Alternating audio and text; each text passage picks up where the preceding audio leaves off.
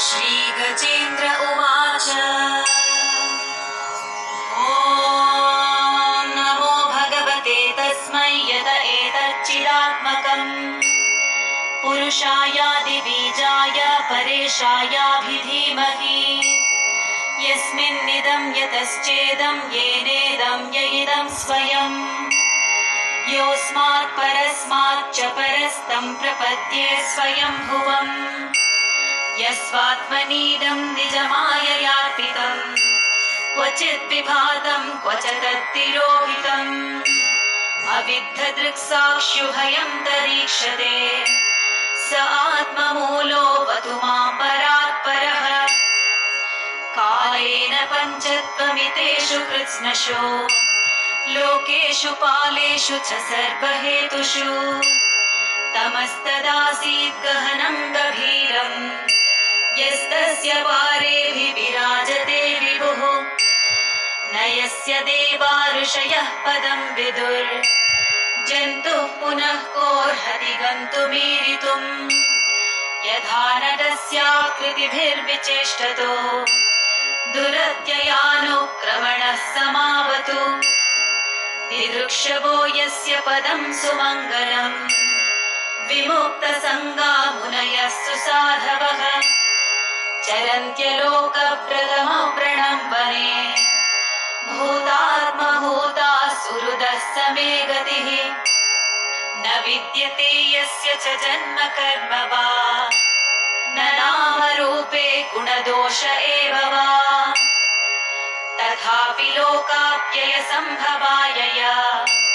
स्वमायया तान्यनुकालमृच्छति तस्मै नमः परेशाय ब्रह्मणेऽनन्तशक्तये अरूपायोरुरूपाय नम आश्चर्यकर्मणे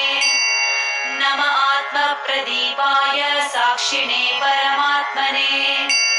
नमो गिरां विदूराय मनसश्चेतसामपि सत्त्वेन प्रतिलभ्याय नैष्कर्म्येण विपश्चिता नमः कैवल्यनाथाय निर्वाणसुखसंविदे नमः शान्ताय घोराय मूढाय गुणधर्मिणे निर्विशेषाय साम्याय नमो ज्ञानघनाय च क्षेत्रज्ञाय नमस्तुभ्यं सर्वाध्यक्षाय साक्षिणे पुरुषायात्ममूलाय मूलप्रकृतये नमः सर्वेन्द्रियगुणद्रष्ट्रे सर्वप्रत्ययहेतवे असताच्छाय योक्ताय सदाभासाय ते नमः नमो नमस्तेऽखिलकारणाय निष्कारणायाद्भुतकारणाय सर्वागमाम्नाय महार्णवाय नमोपवर्गाय परायणाय गुणारणिच्छन्नचिदुष्मपाय तत्क्षोभविस्फूर्जितमानसाय नैष्कर्म्यभावेन विवर्जितागम